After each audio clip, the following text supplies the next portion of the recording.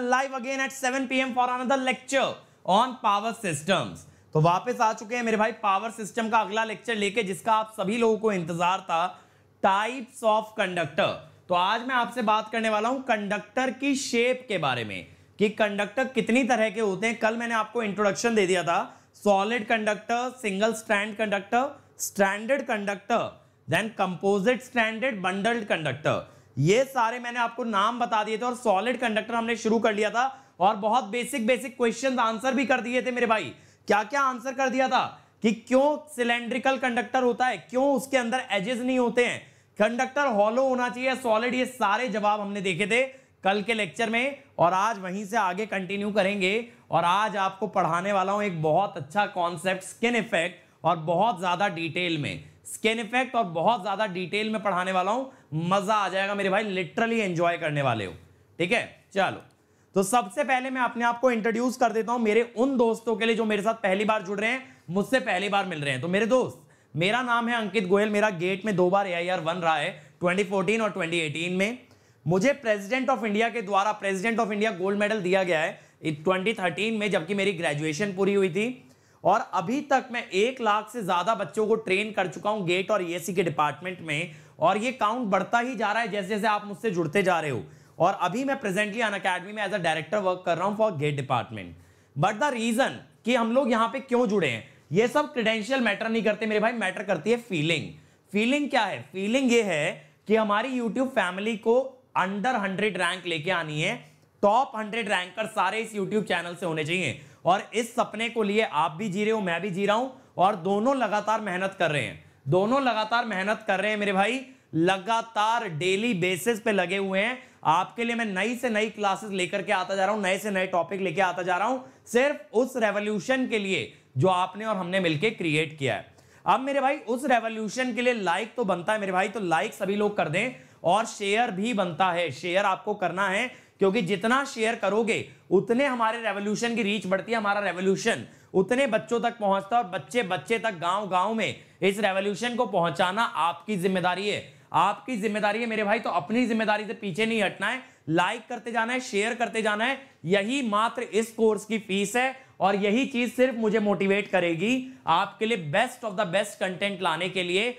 आपके लिए top level content लाने के लिए, और कोर सब्जेक्ट में 100% मार्क्स दिलाने के लिए। सिर्फ इसके लिए आप लोग शेयर करते जाओ, ताकि मेरा मोटिवेशन बना रहे और आई विल मेक श्योर कि आप लोगों का मोटिवेशन बना रहे। अब देखो मेरे भाई, अगर गेट ESC में टॉप रैंक लानी है तो आपको ये URL पता होना चाहिए। क्या URL है? URL है tinyurl.com/ankitesc। अंकित ESC मेरा कोड भी है, और टाइनी URL के अंदर लिंक भी है, जहां मेरी सारी फ्री स्पेशल क्लासेस मिलती हैं। और जो क्लासेस आने वाली हैं वो मिलती हैं अपकमिंग स्पेशल क्लासेस में, जो हो चुकी हैं वो सब्जेक्ट वाइज फोल्डर के अंदर मिलेंगी। Network, machine, power system, signal, analog, सारी क्लासेस आपको सब्जेक्ट बाय सब्जेक्ट मिल जाएंगी। तो जो भी टॉपिक में दिक्कत है बिल्कुल तैयार करते जाओ, नहीं पढ़ाया तो पढ़ा दूंगा, पढ़ा दिया है तो कवर कर लो। लेकिन आज ही अनअकैडमी लर्निंग ऐप डाउनलोड कर लेना मेरे भाई, क्योंकि अनअकैडमी लर्निंग ऐप सबके फोन में होना कंपलसरी है, कंपलसरी है। उस पर फ्री टेस्ट सीरीज मिल रही है। इस संडे एनालॉग इलेक्ट्रॉनिक्स का टेस्ट लेने वाला हूं, जिसको डिस्कस करूंगा मंडे को। और इसके अलावा फ्री क्विजेज और फ्री लेक्चर भी अवेलेबल हैं सिर्फ अनअकैडमी लर्निंग ऐप के अंदर। अब इसके अलावा मेरे भाई अगर प्लस पे जुड़ते हो मेरे साथ तो क्या फायदा मिलता है? Daily practice paper, weekly test, test series, previous year question, practice question, crash course, doubt solving, सब चीजें मिलती हैं प्लस पे। यानी प्लस पे अगर कोई एक मेहनती बच्चा आ जाए तो रैंक ना आ पाए, ऐसा पॉसिबल नहीं है, क्योंकि लगातार इंडिया के सारे टॉप एजुकेटर्स का सपोर्ट मिलता चला जाता है। जितनी आपको मदद की जरूरत पड़ेगी, जितनी मेहनत की जरूरत पड़ेगी, उतनी मेहनत हम आपके साथ करेंगे। ठीक है, तो प्लस याद रखना मेरे भाई। और प्लस के प्राइजेस इस मंथ बढ़ने वाले हैं, ये भी याद रखना, ये भी याद रखना, प्लस के प्राइजेस बढ़ने वाले हैं। जल्दी से जल्दी ज्वाइन कर लेना, वरना बाद में पछताओगे। कोड याद रखना, अंकित ESC। अंकित ESC से ज्वाइन करने से इमीडिएट 10% डिस्काउंट मिलेगा, और डायरेक्टली मुझसे कनेक्ट हो जाओगे, ताकि मेरी गाइडेंस में तैयारी कर पाओ। और मेरे भाई आप जानते हो कि मैं किस लेवल पे वर्क करता हूं, और अगर मैं मेहनत करूंगा आपके साथ तो आपकी तैयारी एकदम नेक्स्ट लेवल जाने वाली है। और आइकॉनिक पे आओगे तो मेरे भाई सोने पे सुहागा हो जाएगा। क्यों हो जाएगा? यहां मिल जाएगा पर्सनल कोच, जो आपके टेस्ट सीरीज का एनालिसिस भी देगा। अगर आप डाउट सेशन रिक्वेस्ट करते हो तो आपके डाउट्स भी आंसर करेगा, और साइड बाय साइड आपकी स्ट्रेंथ वीकनेसेस पे भी काम करेगा, और आपको लगातार शेड्यूल बनवाएगा, स्ट्रेटेजी बनवाएगा, आपका डेली रूटीन बनवाएगा, टाइम मैनेजमेंट सिखाएगा, ये पर्सनल कोच। ठीक है, इसके अलावा टेस्ट सीरीज का एनालिसिस अलग से आपको दिया जाएगा, स्टडी मटेरियल अलग से मिलेगा जिसमें कंप्लीट नोट्स और क्वेश्चन बैंक होंगे। इसके अलावा आपको मिलेगा स्टडी प्लानर, एक्सपर्ट गाइडलाइंस और ईएससी मेंस का Q&A प्रैक्टिस। लेकिन एक बात ना भूले मेरे भाई, प्राइजेस बढ़ने वाले हैं। जैसे जैसे मैं बोल रहा हूं उतनी ही करीब आता जा रहा है टाइम, प्राइस बढ़ने वाले हैं। अंकित ईएससी लगाओ, अनअकैडमी पे आओ, वरना बाद में पछताओ, ऐसा कुछ हो जाएगा मामला। ठीक है, चलो शुरू किया जाए। तो आज किस बारे में बात करने वाले हैं मेरे भाई? आज हम बात करने वाले हैं स्किन इफेक्ट के बारे में। स्किन इफेक्ट के बारे में बहुत तरीके से पढ़ने वाले हैं, ठीक है, मजा आएगा। चलो, स्किन इफेक्ट क्या होता है ये तो सब लोग जानते होंगे। स्किन इफेक्ट का मतलब है जब करंट, एसी करंट एक कंडक्टर में सरफेस के अराउंड फ्लो करे, तो उसे कहते हैं स्किन इफेक्ट। बात क्लियर हो रही है? तो current is distributed near the surface of the conductor, it does not go into the bulk of the conductor के अंदर तक नहीं घुसता है, करंट के चारों तरफ बाहर के सरफेस पे फ्लो करता है। उसी को हम लोग क्या कहते हैं? स्किन इफेक्ट कहते हैं मेरे भाई, उसी को कहते हैं स्किन इफेक्ट। अब बात आती है, सर ये तो सबने बता रखा है, ये डेफिनेशन तो किताबों में लिखी है, कॉलेज वालों ने भी बताई है, इसमें आपने क्या बता दिया? बिल्कुल सही बात है, मैंने कुछ जोड़ा तो नहीं है, अब जोड़ूंगा। देखो क्या होता है ये फिगर देखना, ये जो करंट है आई मेरे भाई, ये ऊपर जा रहा है, ये करंट ऊपर जा रहा है, इससे ये ब्लू कलर की मैग्नेटिक फील्ड बनेगी। कैसे? करंट की डायरेक्शन में उंगली रख लो तो ये जो फिंगर्स आएंगी, ये मैग्नेटिक फील्ड की डायरेक्शन में कर्ल हो रही है ना, इधर से राइट जा रही हैं और उधर से लेफ्ट आ रही हैं, तो ये मैग्नेटिक फील्ड बन गई। अब अगर करंट एसी है तो इससे बनने वाली मैग्नेटिक फील्ड भी ऑल्टरनेटिंग होगी और उस मैग्नेटिक फील्ड से बनने वाला फ्लक्स भी ऑल्टरनेटिंग होगा। बात समझ आ रही है? ऑल्टरनेटिंग करंट से मैग्नेटिक फील्ड भी टाइम के साथ चेंज होगी और उससे बनने वाला फ्लक्स भी समय के साथ चेंज होगा। तो मैं क्या बोलता हूं मेरे भाई कि एसी करंट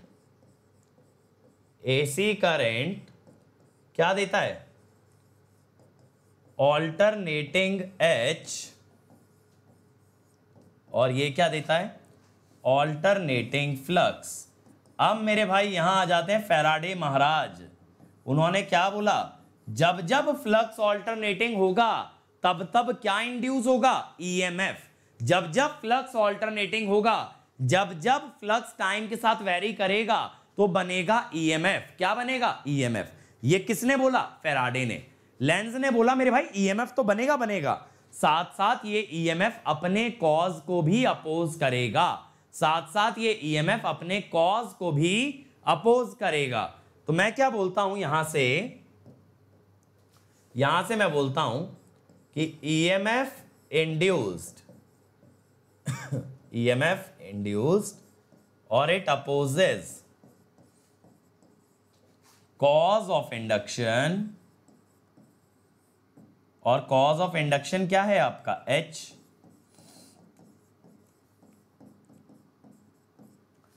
अब देखो मेरे भाई, इस कारण से आपके कंडक्टर के अंदर एडी करंट आएंगे। ये जो IW है ना, ये IW क्या है मेरे भाई? This is your eddy current. ये क्या है? एडी करंट है। एडी करंट लूप में फ्लो करेगा,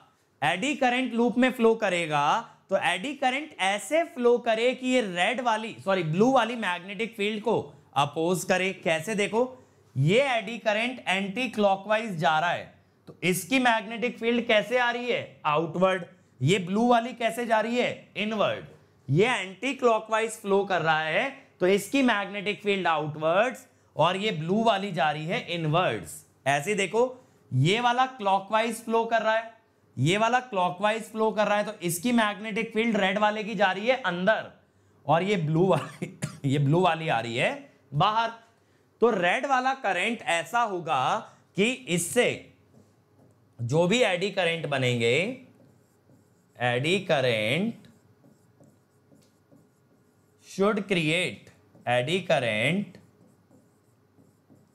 should create magnetic field opposite to H.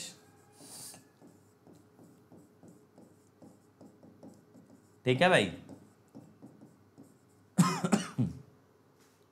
H से उल्टा मैग्नेटिक फील्ड बनाना पड़ेगा, तभी आपका लेंस लॉ सेटिस्फाई होगा। समझ गए ना? देखो ये वाला जो करंट है ये कैसी मैग्नेटिक फील्ड दे रहा है, ये दे रहा है आउटवर्ड्स और ये है आपकी इनवर्ड्स। ये वाला जो करंट है ये दे रहा है इनवर्ड्स और ये H वाली है आपकी, ये वाला जो करंट है ये दे रहा है इनवर्ड्स और H वाली है आपकी आउटवर्ड्स। अपोज कर रहा है ना, अपोज कर रहा है। यहां तक क्लियर है कि नहीं है? ये मुझे बताओ, ये सब लोगों को दिख रहा है? Eddy current is opposing the magnetic field created by the current I. Eddy current opposes the magnetic field created by the current I. ये दिख रहा है या नहीं दिख रहा है? सब लोगों को क्लियर है ना? बिल्कुल, एडी करंट भी ऑल्टरनेटिंग होगा मेरे भाई। अब देखो क्या होगा अगर ऐसा हुआ, तो यहां पे देखना एडी करंट आया अपवर्ड्स, यहां पे आया डाउनवर्ड्स अपवर्ड्स, इधर आया अपवर्ड्स डाउनवर्ड्स।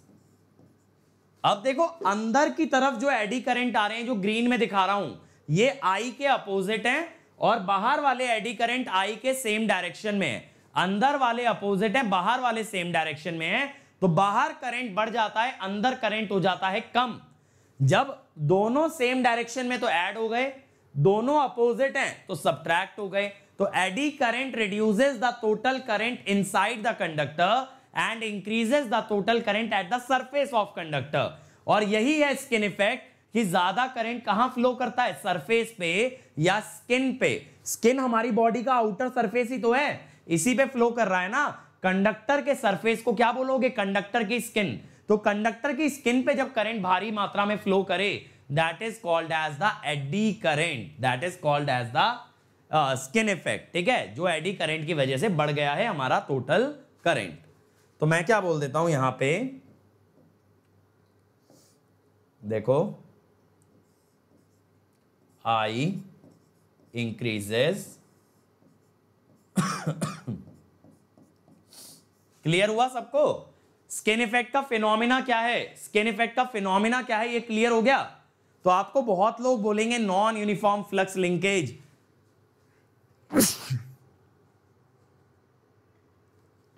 ठीक है, बहुत सारे लोग अलग अलग फंडे आपको देंगे, non uniform flux linkage, filaments में डिवाइड कर लो, लेकिन मेरे भाई कभी क्लैरिटी नहीं मिलती, कभी क्लैरिटी नहीं मिलती है उस चीज से।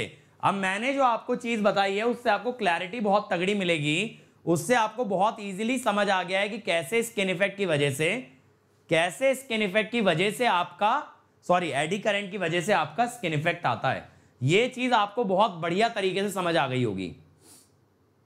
अरे मेरे भाई मैग्नेटिक फील्ड जब ऐसे जा रही है तो इधर से अंदर घुसी और उधर से बाहर निकली। मैग्नेटिक फील्ड देखो ना, आई करंट ऊपर है, आई करंट ऊपर है, तो मैग्नेटिक फील्ड ब्लू वाली ऐसे बनी, इधर से अंदर गई बोर्ड के और इधर बोर्ड से बाहर आ गई, डॉट और क्रॉस आ गया। ठीक है, अब देखो स्किन इफेक्ट के अंदर हम डिफाइन करते हैं एक term that is called as the skin depth, that is called as the skin depth. अब हम स्किन डेप्थ में क्या कहते हैं? स्किन डेप्थ में हम कहते हैं करंट कंडक्टर के कितना अंदर तक पेनिट्रेट कर पाता है या सरफेस से कितनी डेप्थ तक करंट फ्लो करता है, that is called as the skin depth, that is called as the skin depth. तो देखो मैंने क्या यहां पे दिखाया है कि करंट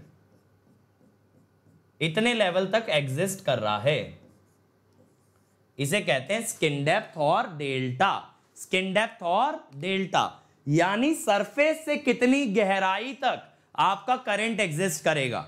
एक्चुअल में करंट एग्जिस्ट तो सब जगह करता है, करंट एग्जिस्ट तो सब जगह करता है, लेकिन सबसे ज्यादा करता है सरफेस पे और सबसे कम करता है सेंटर पे। सबसे ज्यादा कहां करता है? सरफेस पे, और सबसे कम कहां करता है? एग्जिस्ट सेंटर पे। लेकिन इफेक्टिवली कितने डिस्टेंस तक एग्जिस्ट करेगा, that is called as the skin depth, that is called as the skin depth.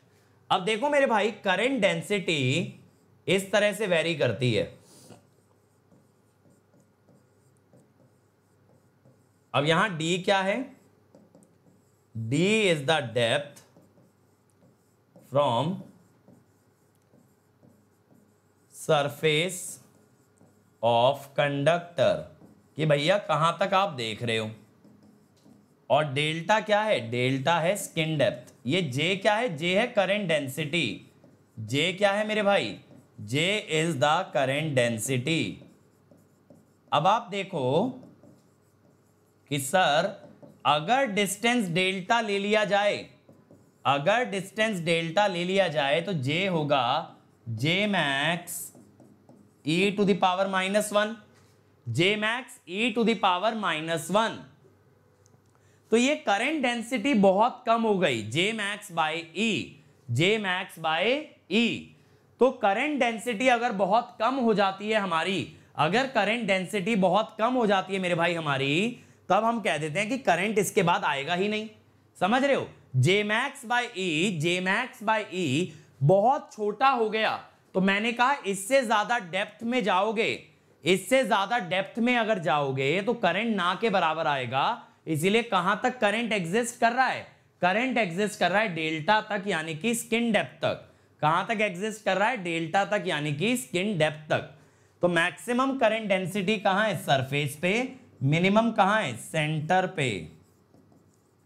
समझ गए?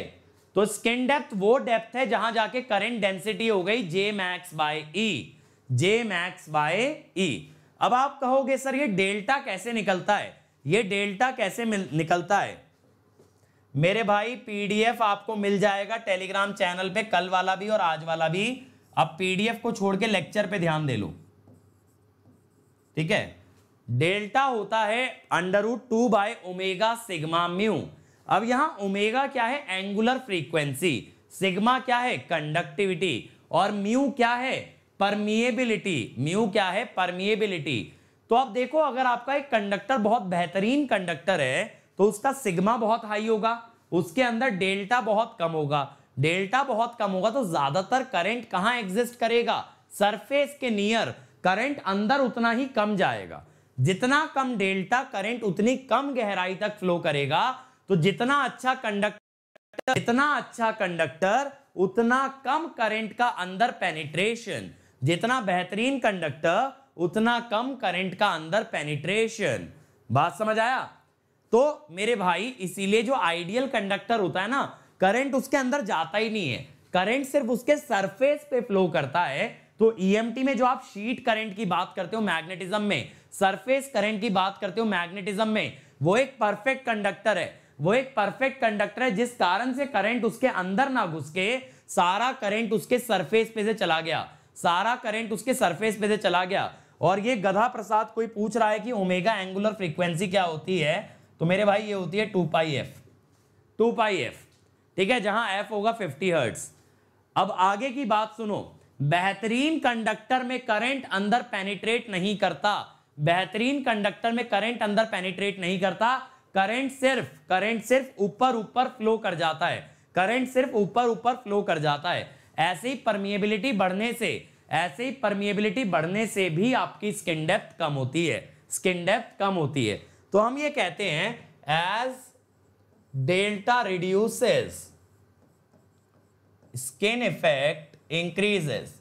यानी अगर कभी आप ये बोलो कि भैया स्किन इफेक्ट ज्यादा है इसके अंदर, तो उसका क्या मतलब है? उसका क्या मतलब है स्किन इफेक्ट ज्यादा होने का? कि स्किन डेप्थ कम है। स्किन डेप्थ कम है माने स्किन इफेक्ट ज्यादा है। अब मेरे भाई मुझे इतना बता दो, एक छोटा सा सवाल आप लोगों से पूछ रहा हूं कि कहां स्किन इफेक्ट ज्यादा होता है, मशीन या ट्रांसमिशन लाइन? कहां स्किन इफेक्ट ज्यादा होता है, मशीन या ट्रांसमिशन लाइन? जल्दी से चैट के अंदर सारे लोग भर दो। कहां ज्यादा पढ़ने मिलता है स्किन इफेक्ट, कहां ज्यादा अमाउंट में होता है, मशीन या ट्रांसमिशन लाइन? मशीन या ट्रांसमिशन लाइन? जल्दी मेरे भाई इलेक्ट्रिक फील्ड की नहीं, मैग्नेटिक फील्ड की बात हो रही है यहां। अरे जल्दी बताओ भाई, कहां ज्यादा होता है? अब बहुत सारे बच्चे बोलेंगे सर ट्रांसमिशन लाइन, क्योंकि आपने मशीन में तो स्किन इफेक्ट के बारे में इतना डिस्कशन ही नहीं किया। आप बोलोगे ट्रांसमिशन लाइन सर मशीन में, क्योंकि आपने बात कम की थी तो ट्रांसमिशन लाइन है। तो मेरे भाई बहुत लोगों को तो ये भी नहीं पता होगा कि इस चैनल पे मैं मशीन पूरा हिंदी में डिटेल में व्हाइट बोर्ड पे पढ़ाया हूं, जरूर देख लेना। लेकिन मेरे गधा प्रसादो, अब तो गधा प्रसाद भी नहीं, गधा प्रसादो, कंडक्टिविटी कॉपर की ज्यादा है, स्किन डेप्थ कॉपर की कम है, तो स्किन इफेक्ट ज्यादा कहां हुआ? मशीन में। मशीन में ज्यादा हुआ क्योंकि ट्रांसमिशन लाइन बनी है एल्यूमिनियम की, उसकी कंडक्टिविटी कम है, डेल्टा ज्यादा है, डेल्टा ज्यादा है तो स्किन इफेक्ट कम है, डेल्टा ज्यादा है तो स्किन इफेक्ट उसका कम आएगा। स्किन इफेक्ट ज्यादा किसमें आएगा? कॉपर में या मशीन में, कॉपर में या फिर मशीन में, समझ गए? तो मशीन के अंदर ज्यादा स्किन इफेक्ट होता है as compare to transmission line, ठीक है। अब वो अलग बात है, हम लोग पढ़ते ज्यादा पावर सिस्टम के अंदर हैं, वो तो अपनी अपनी इच्छा है, मशीन के अंदर पढ़ लो, बात तो यही है, कंसेप्ट तो यही है। चमक गया? अब देखो मैं आपको दिखाता हूं स्किन डेप्थ। अब देखो जैसे जैसे आप फ्रीक्वेंसी बढ़ाओगे, जैसे जैसे आप फ्रीक्वेंसी बढ़ाओगे, देखो as frequency increases delta decreases. Now in DC frequency is 0, तो डेल्टा टेंड्स टू इंफिनिटी। ध्यान से देखते चलना, अगर लाइफ में आम जिंदगी से मेंटोस जिंदगी में आना है तो देखते चलो। तुम लोग से पूछूंगा तो गलत ही आंसर दोगे। अब ये मत पूछना सर ये जे मैक्स कैसे आ गया, ई की पावर 0 होता है 1, ई की पावर 0 होता है 1, तो करंट डेंसिटी क्या आ गई? कांस्टेंट।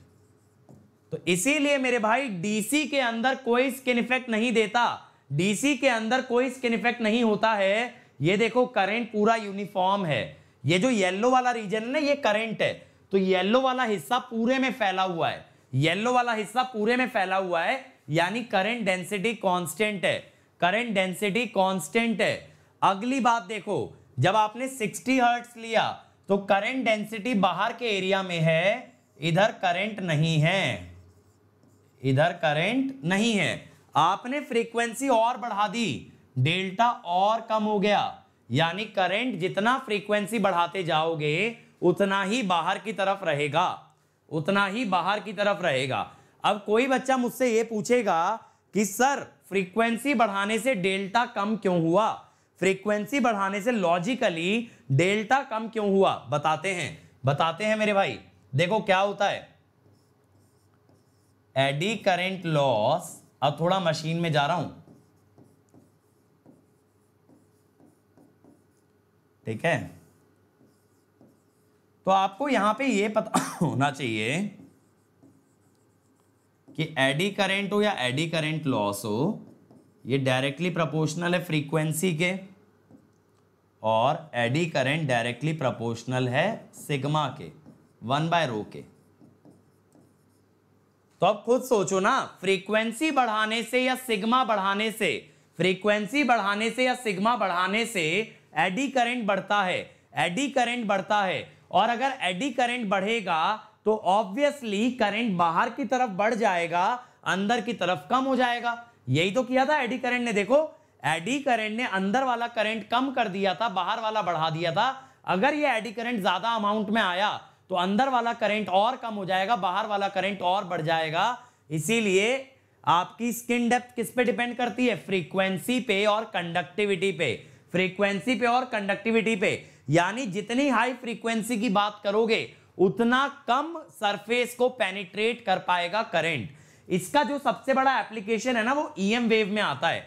ईएम वेव को अगर किसी मेटल पे, किसी कंडक्टर पे इंसिडेंट किया जाए, मेटल पे कंडक्टर पे इंसिडेंट किया जाए, तो ईएम वेव कितना उस कंडक्टर के अंदर घुसती है उसे भी कहते हैं स्किन डेप्थ, उसे भी कहते हैं स्किन डेप्थ। बात समझ आ रही है?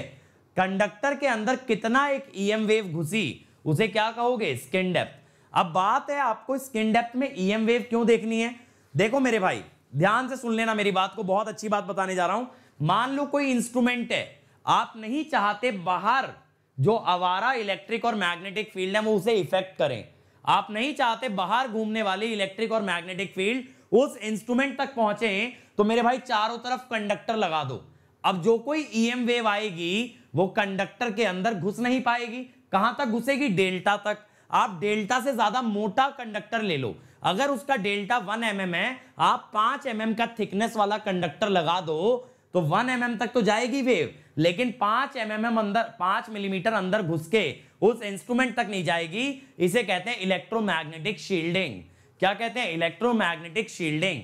तो जहां इंस्ट्रूमेंट आपके हाईली एक्यूरेट, हाईली प्रिसाइज होते हैं, वहां हम लोग ये कोशिश करते हैं बाहर घूमने फिरने वाली इलेक्ट्रिक और मैग्नेटिक फील्ड इंस्ट्रूमेंट को असर ना डाले, तो चारों तरफ से उसे शील्ड करना अनिवार्य है। समझ गए? इलेक्ट्रोमैग्नेटिक शील्डिंग में भी स्किन इफेक्ट का काम आता है। अब आप कहोगे सर स्किन इफेक्ट से समस्या क्या है? समस्या क्या है? देखो, स्किन इफेक्ट से क्या होता है, आपका इफेक्टिव एरिया रिड्यूस हो जाता है। जितने एरिया से करंट फ्लो करता है वो एरिया रिड्यूस हो जाता है। तो हम कहते हैं RDC क्या होता है? Rho L bye A। अब ये A क्या है? A है आपका टोटल एरिया। हम कहते हैं RAC होता है rho L by capital A। Capital A क्या है? Effective area. अब ऑब्वियसली स्किन इफेक्ट के चलते करंट कम एरिया में एग्जिस्ट करता है, तो it is less than small a, तो RAC is greater than RDC। तो AC सप्लाई को ज्यादा रेजिस्टेंस ऑफर होता है as compare to DC। AC supply को रेजिस्टेंस ज्यादा ऑफर होता है एज कंपेयर टू DC, जिससे कि लॉसेस बढ़ेंगे। तो ये मशीन में भी हार्मफुल है, पावर सिस्टम में भी हार्मफुल है। आपके लॉसेस का बढ़ना दोनों जगह हार्मफुल है। ठीक है? और मेरे भाई मैं यहां पे लिख देता हूं RAC by RDC is called as factor।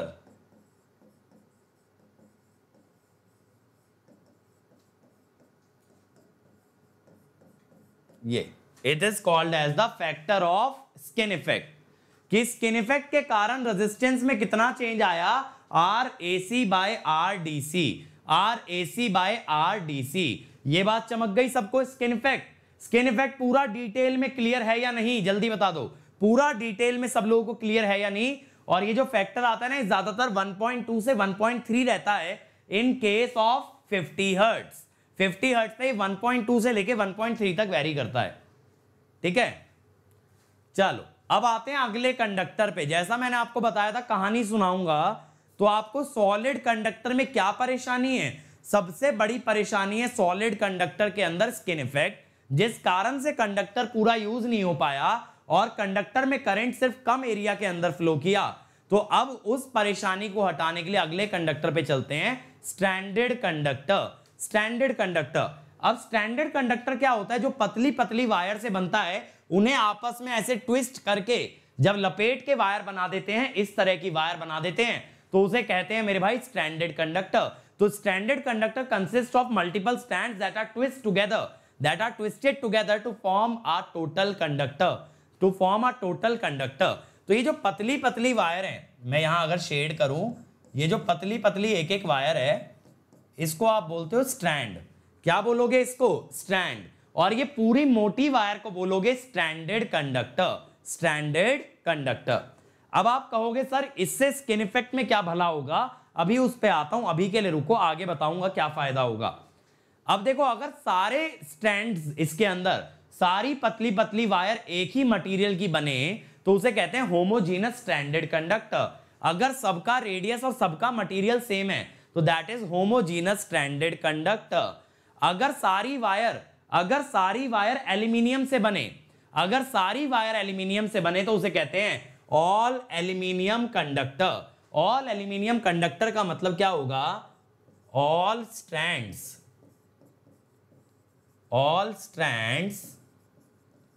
Are made of aluminium. All strands are made of aluminium. ठीक है मेरे भाई? अब देखो, इसमें ना रैंडमली वायर्स नहीं आती हैं, बिल्कुल ईच स्ट्रैंड लैमिनेटेड होता है, हर एक स्ट्रैंड इसके अंदर लैमिनेटेड होता है। बात को ध्यान से सुनना, इसके अंदर randomly number of wire place मत करना। यहां अगर सेंटर में एक वायर है, तो उसके अगली लेयर में कितनी है, 6 हैं। इसके अगली लेयर में आती है 12, उसके अगली लेयर में आती है 18। इस तरह से चलता है, ठीक है। तो ये फिक्स है, ये पैटर्न फिक्स है कि पहले एक वायर आएगी, उसके बाहर 6 वायर आएंगी, उसके बाहर 12 वायर आएंगी।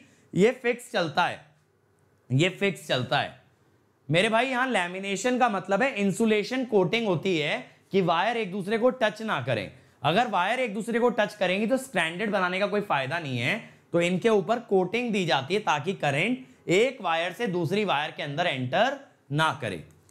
अब बात है स्किन इफेक्ट कैसे कम हुआ। देखो आपको क्या पता है कि स्किन डेप्थ है, ठीक है, तो दिस इज इंडिपेंडेंट, ध्यान से देखना, independent of size of conductor. मेरे भाई आपका कंडक्टर मोटा है, पतला है, छोटा है, लंबा है, क्या होगा, उसके साइज से डेल्टा इंडिपेंडेंट है, डेल्टा इंडिपेंडेंट है। तो अगर आप सॉलिड कंडक्टर लेते तो भी करंट कितनी डेप्थ तक पेनिट्रेट करता, करंट पेनिट्रेट करता डेल्टा डेप्थ तक, डेल्टा डेप्थ तक। और जब आपने स्ट्रैंडेड लिया तो हर एक में कितना पेनिट्रेट करेगा बंधु, हर एक में कितना पेनिट्रेट करेगा, हर एक में पेनिट्रेट करेगा डेल्टा तक, हर एक में पेनिट्रेट करेगा डेल्टा तक। अब मुझे ये बताओ ज्यादा एरिया में कहां फ्लो कर रहा है करंट, सॉलिड में या स्ट्रैंडेड में, सॉलिड में या स्ट्रैंडेड में करंट कहां ज्यादा एरिया में फैला हुआ है, कहां ज्यादा एरिया में करंट स्प्रेड है, जल्दी से बता दो, जल्दी से सब लोग आंसर कर दो। Where current spreading is more, whether in solid और वेदर इन स्ट्रैंडेड। मुझे जल्दी से आंसर दे दो सभी के सभी, और सबका आंसर एक ही होगा मेरे भाई, हेयर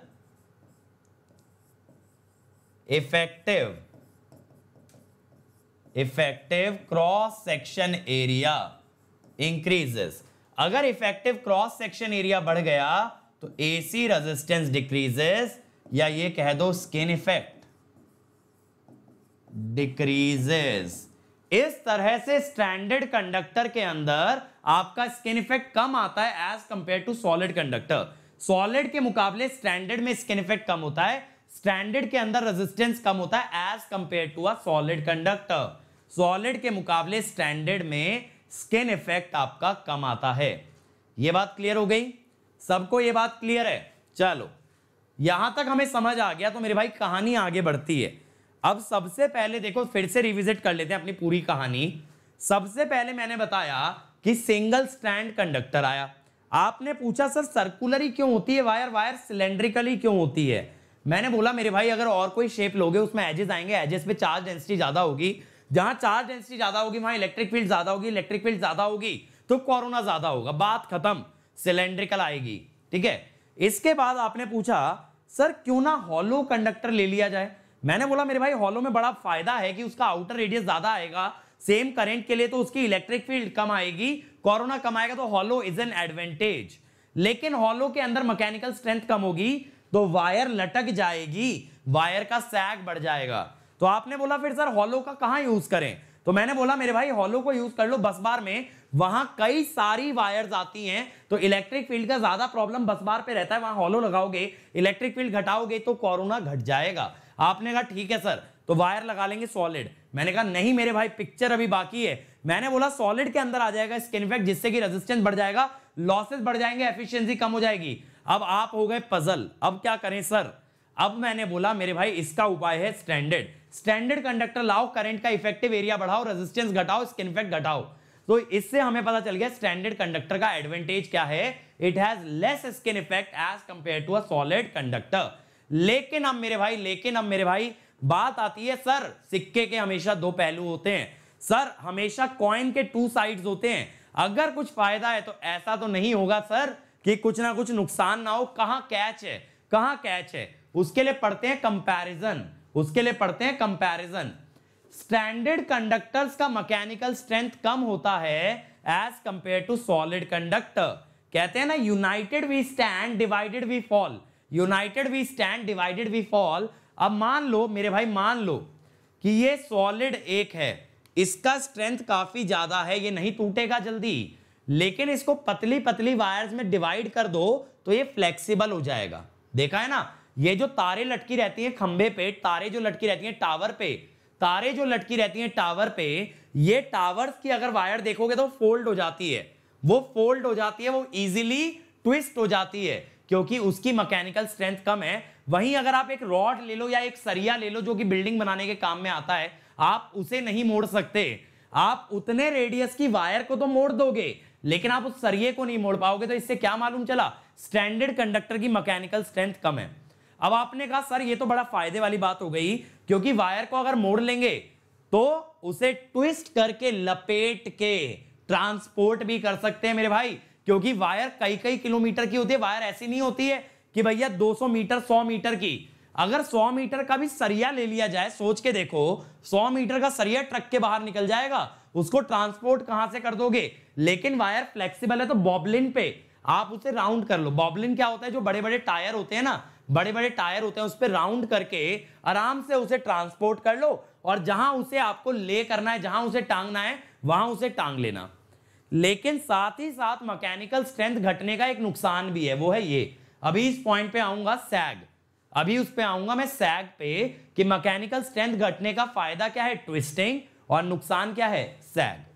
इसके अलावा देखो क्या हुआ, यहां इसका सरफेस नॉन यूनिफॉर्म हो गया, यहां इसका सरफेस आपका नॉन यूनिफॉर्म हो गया।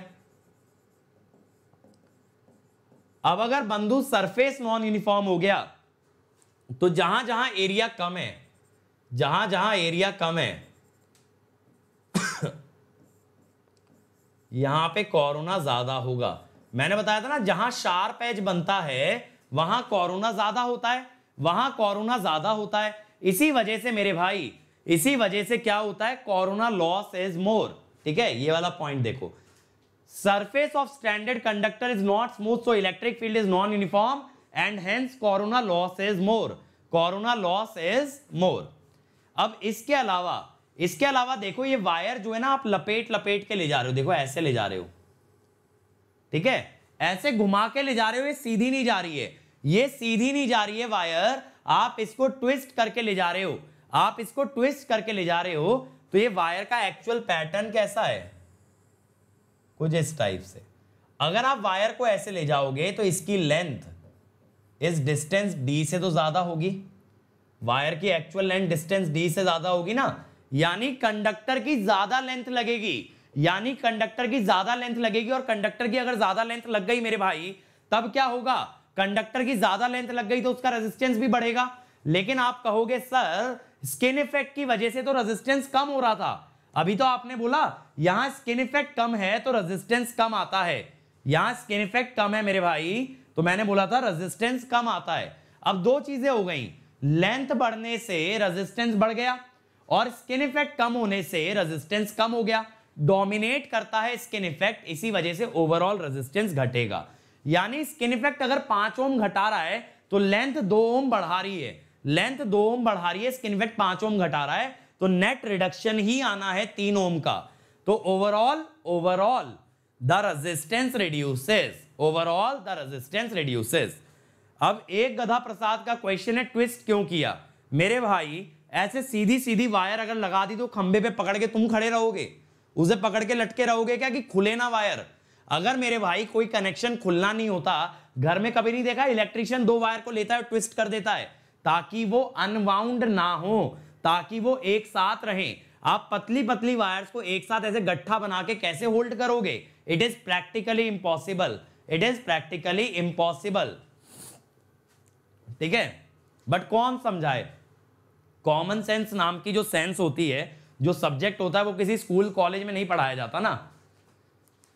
अब देखो आखिरी पॉइंट कि सैग कंडक्टर का बढ़ जाता है भाई, पतली वायर होगी, हल्की वायर होगी, कम स्ट्रेंथ वाली वायर होगी तो वो लटक जाएगी। अब आप एक चीज सोचो, एक सरिया पकड़ो, एक सरिया को एक एंड से पकड़ लो, देखो जैसे मैंने ये पकड़ लिया, ये पकड़ लिया ना, ये नहीं गिर रहा, ये नहीं गिर रहा क्योंकि ये सॉलिड है। वहीं अगर ये स्ट्रैंडेड होता, वहीं अगर ये स्ट्रैंडेड होता तो ये लटक गया होता, ये लटक गया होता मेरे भाई, तो सैग आ जाता है जब वायर की टेंसाइल स्ट्रेंथ कम होती है या वायर की मैकेनिकल स्ट्रेंथ कम होती है।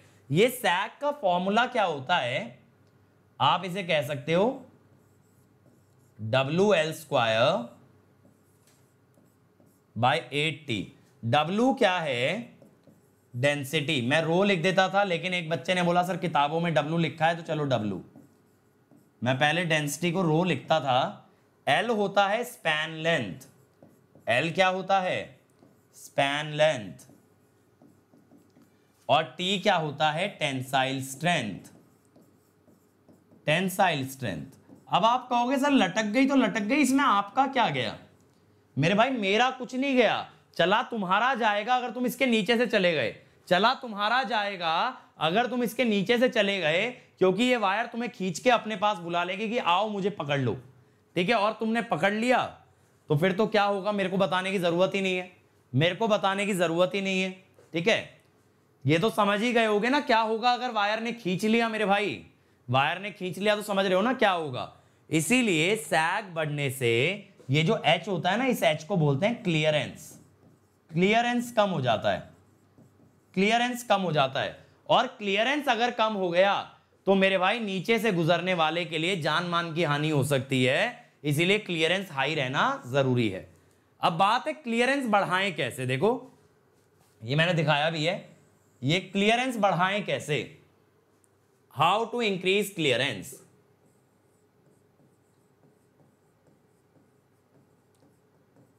मेन बात ये है ना, सैग से मुझे कोई समस्या नहीं है अगर आप क्लियरेंस बढ़ा पाओ। आप कहोगे सर क्लियरेंस बढ़ाने का सबसे आसान तरीका है इंक्रीज टावर हाइट, कंडक्टर और ऊंचा लटका दो। मैं कहूंगा वाह मेरे भाई बहुत बढ़िया, बहुत बढ़िया। लेकिन मेरे भाई जब टावर और ऊंचा बनाओगे तो उसकी कॉस्ट बढ़ जाती है। क्या हो जाती है, कॉस्ट इंक्रीजेस। कॉस्ट आपकी बढ़ जाती है अगर टावर की हाइट बढ़ाओगे, और ये चीज हम लोग अफोर्ड नहीं कर सकते, ये चीज हम लोग अफोर्ड नहीं कर सकते कि कॉस्ट बढ़ जाए। दूसरा आप कहोगे सर सैग रिड्यूस कर लो, आप कहोगे सर सैग रिड्यूस कर लो। अरे भाई बहुत ही बढ़िया, सैग रिड्यूस कर लो, सैग रिड्यूस कर लो। अब सैग रिड्यूस करने के लिए आप क्या करोगे, एक तो रिड्यूस करोगे स्पैन लेंथ। अब ये स्पैन लेंथ क्या होती है, ये दो टावर्स के बीच का डिस्टेंस होती है, ये होती है स्पैन लेंथ, दो टावर्स के बीच का डिस्टेंस, ठीक है। लेकिन अगर ऐसा करोगे तो यहां पे क्या चाहिए, मोर नंबर ऑफ टावर्स, तो यहां पे भी कॉस्ट बढ़ जाएगी। अब आखिरी रास्ता बचा आपके पास, इंक्रीज टेंसाइल स्ट्रेंथ। आप कहोगे सर कंडक्टर की स्ट्रेंथ क्यों नहीं बढ़ा देते, मैं कहूंगा बिल्कुल बढ़ाएंगे मेरे भाई, बिल्कुल बढ़ाएंगे। अब आप लोग कह रहे हो बढ़ा देते हैं तो बढ़ाएंगे ही बढ़ाएंगे, ठीक है। तो टेंसाइल स्ट्रेंथ अगर बढ़ाएंगे तो उससे सैग कम हो जाएगा। इसीलिए कहानी में बात आगे बढ़ती है, हम चलते हैं अगले कंडक्टर की तरफ, कंपोजिट स्ट्रैंडेड, ठीक है। इससे पहले अगले कंडक्टर का आपके सामने अगले कंडक्टर को पेश किया जाए, फिर से कहानी रिविजिट कर लेते हैं। सबसे पहले आया सॉलिड कंडक्टर, समस्या क्या थी, स्किन इफेक्ट। आया स्ट्रैंडेड कंडक्टर, दो समस्याएं हैं, कोरोना और सैग। सैग कम करने के लिए गए अगले कंडक्टर पे, क्या गए, composite stranded conductor, composite stranded conductor. अब मानस का डाउट है वायर्स को हम लोग इंसुलेशन क्यों नहीं देते। मेरे भाई इतना कोई नहीं सोचता कि खंबे पे जाकर के वायर में भी कोई जाकर के कोई परेशानी करेगा। कॉस्टिंग अगर बढ़ गई ना 200 किलोमीटर वायर की, तुम्हारे बिल की कॉस्ट बढ़ जाएगी, और बिल की कॉस्ट बढ़ गई तो मेरे भाई क्या होगा, तुम्हारे घर का फाइनेंशियल बिगड़ जाएगा। अब ऐसा क्यों करें, ऐसा क्यों करें मेरे भाई। अब ऐसा तो कोई होगा नहीं जो ऊपर जाके लटक जाए, और लटक गया तो फिर उसे भगवान भी नहीं बचा सकता। तो इसीलिए हम लोग ऊपर इंसुलेशन देते नहीं है। हम मान के चलते हैं कि तुम जैसे बच्चे इतने होशियार हो कि ट्रांसमिशन लाइन से बच के निकलोगे, फिर भी जाके उंगली करोगे तो आगे तो तुम्हारे ऊपर है फिर। चलो अब आ गए कंपोजिट स्ट्रैंडेड पे। हमने बोला हमें सैग कम करना है, हमने बोला हमें सैग कम करना है, टेंसाइल स्ट्रेंथ बढ़ानी है। अरे भैया बीच का एक जो कंडक्टर है, बीच का एक जो स्ट्रैंड है, ये डिफरेंट मटेरियल का बना दो। जैसे वो होमोजीनस स्टैंडर्ड कंडक्टर था ना, ये कंपोजिट है। कंपोजिट का मतलब एक से ज्यादा मटेरियल यूज हुए हैं। कंपोजिट का मतलब एक से ज्यादा मटेरियल यूज हुए हैं, और उसी के लिए हमने इसको बोला कंपोजिट स्टैंडर्ड। तो क्या करते हैं, बीच का कंडक्टर स्टील का बना देते हैं, बीच का कंडक्टर स्टील का बना देते हैं। जो स्टील का कंडक्टर है, इसका काम है बस इसकी ताकत को बढ़ाना, इसकी स्ट्रेंथ को बढ़ाना, ना कि करंट कैरी करना। उसे करंट कैरी नहीं करना है, उसे बस क्या करना है, इस कंडक्टर को मजबूत करना है, जिससे ये लटके कम या इसका सैग कम हो जाए। तो हम क्या कहते हैं, सेंट्रल और internal strands are replace with new strands having good mechanical and tensile strength, having good mechanical और टेंसाइल स्ट्रेंथ। अंदर वाले स्ट्रैंड्स को ऐसे स्ट्रैंड से रिप्लेस कर दो जिसके अंदर मैकेनिकल स्ट्रेंथ ज्यादा हो। तो ज्यादातर क्या करते हैं, बीच वाले स्ट्रैंड्स को रिप्लेस कर देते हैं, बीच वाले स्ट्रैंड्स को रिप्लेस कर देते हैं स्टील से। किससे कर देते हैं, स्टील से कर देते हैं। अब स्टील के अंदर कंडक्टर बनता है ACSR। क्या फुल फॉर्म है बताना, एल्यूमिनियम कंडक्टर स्टील रीइंफोर्स्ड। मेरे पास ऐसे ऐसे बच्चे आते हैं जो रीइंफोर्स की स्पेलिंग लिखते हैं रेनफोर्स, रेनफोर्स बताते हैं RAINFORC। और तुम में से भी ऐसे कुछ बच्चे छुपे बैठे होंगे जिन्हें आज तक रीइंफोर्स की स्पेलिंग नहीं पता होगी। ठीक है, अब देखो मेरे भाई, ये बीच में ना आपको शायद नजर ना आ रहा हो, ये बीच का मटेरियल डार्क है। ये सारे स्ट्रैंड किसके हैं, ये स्टील के हैं, बीच वाले डार्क हैं, और बाहर वाले सारे किसके हैं, एल्यूमिनियम के। तो बीच में जो है ना स्टील की वायर्स देके इसकी स्ट्रेंथ को बढ़ा देते हैं। ध्यान से देखोगे तो बीच वाला डार्क नजर आएगा, बीच वाला डार्क नजर आएगा, तो इसकी स्ट्रेंथ को बढ़ा दिया जाता है। और करंट कैरी करने का काम बाहर वाले स्ट्रैंड करेंगे, बीच वाले स्ट्रैंड सिर्फ उसकी स्ट्रेंथ को बढ़ाएंगे, बीच वाले स्ट्रैंड सिर्फ उसकी स्ट्रेंथ को इंक्रीज करते हैं। अब बात ये आती है how to decide the number of strand in each layer. इसका फॉर्मूला होता है मेरे भाई 3x² + 3x + 1। अब 1 लेयर के लिए x 0 रखोगे, n आ गया 1। 2 लेयर के लिए x1 रखोगे, n आएगा 7। 7 का मतलब बीच में 1 बाहर 6। अब ऐसे ही 3 लेयर के लिए x रखोगे 2, तो n आएगा 12 + 6 + 1 19, विच इज 1 + 6 + 12। ऐसे चलता है, ठीक है, 1 + 6 + 12। अब मेरे भाई इसका मतलब सबसे अंदर 1, फिर उसके बाहर 6, फिर उसके बाहर 12। तो एग्जाम में जब ड्रॉ करो ना, अपनी मर्जी से गोले गोले बनाते मत चले जाना, इस नंबर के हिसाब से जाओगे। ये फॉर्मूला आपको याद रहना चाहिए, ठीक है। बर्ड को शौक क्यों नहीं लगता, बर्ड को शौक क्यों नहीं लगता, ये मैं पढ़ा दूंगा कभी आपको टाइम निकाल के, इसकी चिंता मत करो, बता दूंगा। Overall diameter of stranded conductor, देखो अब अगर आप ऐसे लोगे ना, मैं हाथ से ही बना रहा हूं, देखो क्या होता है। अगर आप ऐसे देखोगे ओवरऑल डायमीटर, तो 2 लेयर में कितना आ रहा है, 3D आ रहा है ना, 3D आ रहा है। 3 सर्कल का डायमीटर ऐड हो गया ना, 3 सर्कल का डायमीटर ऐड हो गया। ऐसे ही अगर 3 लेयर लेते, एक एक सर्कल दोनों तरफ और बढ़ जाता, और एक एक सर्कल बढ़ जाता तो 5D। 4 लेयर लेते तो हो जाता 7D। यहां स्मॉल d क्या है, it is dia of each strand. तो यहां से ओवरऑल डायमीटर बनता है, और ये ऑड मल्टीपल में चलता है d के, ये ऑड मल्टीपल में चलता है d के, ठीक है। अब पूछा है नेमिंग कैसे करें, नेमिंग कैसे करें, नेमिंग कैसे कर देते हैं, देखो ACSR X by Y।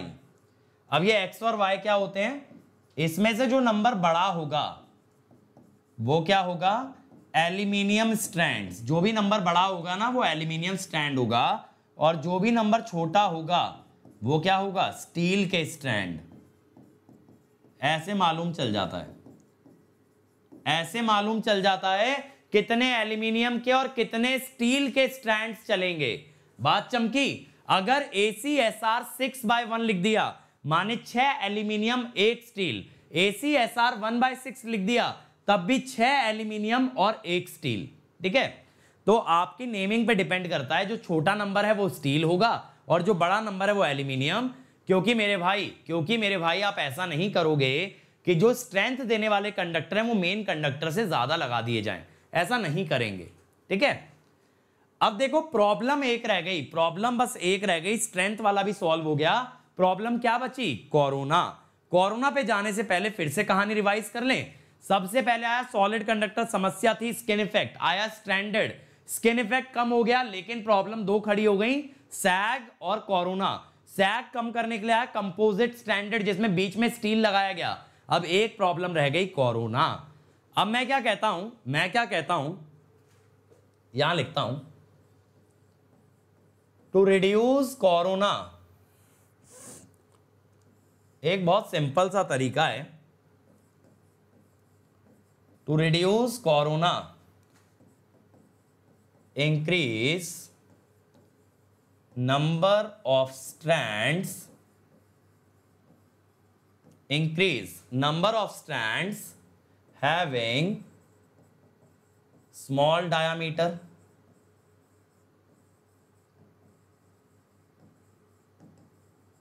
ठीक है, छोटे छोटे डायमीटर के ज्यादा नंबर ऑफ स्ट्रैंड, ठीक है, छोटे छोटे डायमीटर के ज्यादा स्ट्रैंड्स लगा लो तो मेरे भाई ये सरफेस में थोड़ी सी फ्लक्चुएशन कम आ जाएगी। देखो दिख रहा है ना, थोड़ी फ्लक्चुएशन कम आ रही है। अब जो डायग्राम देखो मैंने हाथ से बनाया था, इसके अंदर आपको दिख रहा है ज्यादा चेंजेस आ रहे हैं, ऐसे देखो। तो जितने मोटे स्ट्रैंड लोगे मेरे भाई उतना ज्यादा सरफेस में वेरिएशन आएगा, और जितने पतले पतले स्ट्रैंड लोगे, जितने पतले पतले स्ट्रैंड लोगे उतना सरफेस स्मूथ होता जाएगा। ठीक है, उतना सरफेस आपका स्मूथ होता जाएगा। ये बात क्लियर है, उतना सरफेस सिंपल हो जाएगा। तो एक तरीका तो ये हो गया। दूसरा तरीका होता है एक्सपैंडेड ACSR। अब ये एक्सपैंडेड ACSR क्या है, जहां ACSR कंडक्टर का डायमीटर बढ़ा दिया जाता है। कैसे डायमीटर बढ़ा देते हैं, देखो ये अंदर वाले हैं आपके स्टील स्टैंड्स, ये क्या है, स्टील स्टैंड्स। बीच में आपने भर दिया filler material. Filler material use होता है पेपर और हैशियन, पेपर और हैशियन।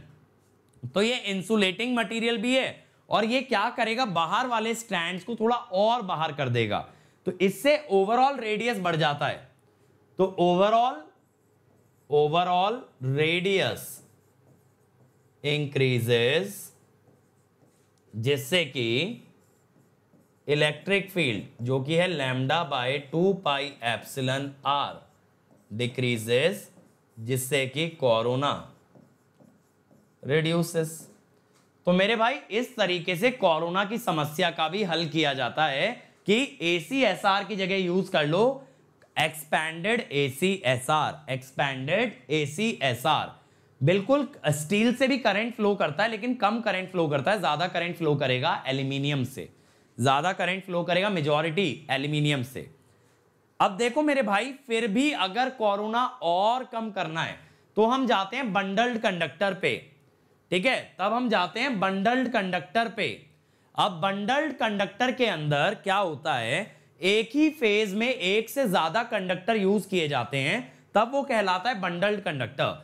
लेकिन बंडल्ड कंडक्टर मैं बाद में पढ़ाऊंगा, पहले मैं इंडक्टेंस वाला टॉपिक कवर करूंगा, ताकि मैं बंडल्ड के अंदर भी इंडक्टेंस डिराइव कर पाऊं और मैं आपको और ज्यादा कंसेप्चुअल क्लैरिटी दे पाऊं बंडल्ड कंडक्टर को लेके। इसलिए बंडल्ड कंडक्टर की बात अभी नहीं, बंडल्ड कंडक्टर की बात करेंगे बाद में। बट अभी के लिए आपको यह क्लियर होना चाहिए पूरे कंडक्टर्स की हायरार्की क्या है। सबसे पहले सॉलिड स्किन इफेक्ट का इशू, स्ट्रैंडेड सैग और कोरोना का इशू, कंपोजिट स्ट्रैंडेड कोरोना का इशू, एक्सपैंडेड ACSR में कोरोना भी कम हो गया, लेकिन कोरोना को मिनिमाइज करने के लिए यूज होता है bundled conductor, bundled conductor. Is that clear? तो ये है सारी कहानी कंडक्टर्स की। अब आपको मेरे को लगता है कंडक्टर्स याद रहेंगे, शेप याद रहेगी, प्रैक्टिकल फिगर्स याद रहेंगे। मैंने सारे फिगर्स आपको तरीके से शो किए हैं। तो कल क्या करूंगा ना, कल इंडक्टेंस वाला टॉपिक मैं स्टार्ट करूंगा, आज यहीं तक रखेंगे। लेकिन मेरे भाई अभी 8:30 बजे मेरी अनअकैडमी पे क्लास है जिसमें मैं कवर करने वाला हूं फ्रीक्वेंसी रिस्पॉन्स ऑफ बीजेटी। तो इस यूआरएल पे चले जाना, इस यूआरएल पे जाओगे अपकमिंग स्पेशल क्लासेस में। इन अपकमिंग स्पेशल क्लासेस में आपको दिख जाएगा कि मेरी क्लास जो होने वाली है उसका लिंक। मैं 12:30 बजे पावर इलेक्ट्रॉनिक्स के प्रीवियस ईयर क्वेश्चन करा रहा हूं, अभी रेक्टिफायर लगवा रहा हूं, और शाम 8:30 बजे बीजेटी पढ़ा रहा हूं, तो उसमें भी आ सकते हो। बाकी जो टॉपिक कवर कर चुका हूं वो सब्जेक्ट बाय सब्जेक्ट मिल जाएंगे। और देखो अगर अनअकैडमी पे जुड़ते हो तो मिलता है daily practice paper, previous year question, practice question, test series, daily practice, इसके अलावा weekly quiz, crash course, rank improvement batch, doubt solving batch, सारी चीजें मिलती हैं। 12 महीने का सब्सक्रिप्शन सिर्फ 22,500 में अगर कोड लगाते हो अंकित ESE, अंकित ESE कोड से मिलता है इमीडिएट 10% डिस्काउंट और मेरी गाइडेंस। और मेरे भाई इसका प्राइस इस महीने बढ़ने वाला है, तो बाद में पछताने से अच्छा है अंकित ESE लगाओ, डिस्काउंट पाओ, अनअकैडमी पे आओ, बाद में ना पछताओ। और अगर आइकॉनिक पे जाओगे तो मिलेगा पर्सनल कोच। पर्सनल कोच का काम यह है आपकी तैयारी को डायरेक्शन देना है, आपको बस मेहनत करते जाना है, रास्ता आपको दिखाएगा आपका पर्सनल कोच। कितना पढ़ना है, कब पढ़ना है, कहां से पढ़ना है, क्या छोड़ना है, कब सोना है, कब जगना है, क्या डेली रूटीन होगा, टाइम कैसे मैनेज होगा, क्या क्या डाउट्स है, सब क्लियर करेगा आपका personal coach. Study material, notes और क्वेश्चन बैंक अलग से मिलेंगे, मेंस का Q&A प्रैक्टिस अलग से मिलेगा। इसके अलावा इंटरव्यू प्रिपरेशन भी इसमें जल्दी ऐड होने वाला है। तो अंकित ESE लगाना और अनअकैडमी पे आ जाना प्राइजेस बढ़ने से पहले, ठीक है। और आप पेमेंट कर सकते हो credit, debit card, EMI, net banking, या फिर आप पेमेंट कर सकते हो HDFC के डेबिट कार्ड EMI पे और बजाज फिनसर्व के डेबिट कार्ड EMI पे। तो अगर एक बार में पेमेंट नहीं कर सकते मेरे भाई तो डेबिट कार्ड पे EMI अवेल कर लो, पेरेंट्स पे भी प्रेशर नहीं पड़ेगा, तैयारी भी बढ़िया हो जाएगी और रैंक भी निकाल दोगे। बस कोड मत भूलना अंकित ESE। और ये मेरा टेलीग्राम चैनल है जहां पे मैं अभी नोट्स अपलोड कर दूंगा आपके लिए लेक्चर नंबर 3 और लेक्चर नंबर 4 के। और ये अनअकैडमी प्रोफाइल है मेरी, आज ही अनअकैडमी ऐप डाउनलोड करो, इस प्रोफाइल को फॉलो करो, ताकि जब जब मैं लाइव आऊंगा आपके पास नोटिफिकेशन आपके फोन में आ जाएगा। अब देखो इलेक्ट्रिकल जंक्शन ये जो चैनल है, यहाँ पे मैं बहुत सारे शॉर्ट वीडियोस डालने वाला हूँ, बहुत प्यारे कंसेप्ट्स के, जल्दी जल्दी देखते चले जाना। पाठशाला पे एनिमेशन के वीडियोस डालूंगा, फाउंडेशन पे कराया जा रहा है आपका फिजिक्स और मैथ्स कवर, जो बेसिक है इंजीनियरिंग से पहले का। SSC JEE पे JEE और AE एग्जाम के कंसेप्ट करा रहे हैं। गेट क्वेश्चन पे प्रीवियस ईयर क्वेश्चन के वीडियो सोल्यूशन, तेलुगु वाले चैनल पे तेलुगु में गेट की तैयारी कराई जा रही है, तो तेलुगु स्पीकिंग स्टूडेंट जरूर ज्वाइन करें। तो थैंक यू एवरीबॉडी। अब हम लोग मिलेंगे कल शाम 7 बजे, और अगर बीजेटी पढ़ना है तो आ जाना आज रात 8:30 बजे, ठीक है, वरना कल शाम 7 बजे मिलेंगे और पावर सिस्टम में इंडक्टेंस के टॉपिक को उठाएंगे और बहुत एंजॉय करने वाले हैं, उसके अंदर बहुत कंसेप्चुअल क्लैरिटी देने वाला हूं। Thank you everybody.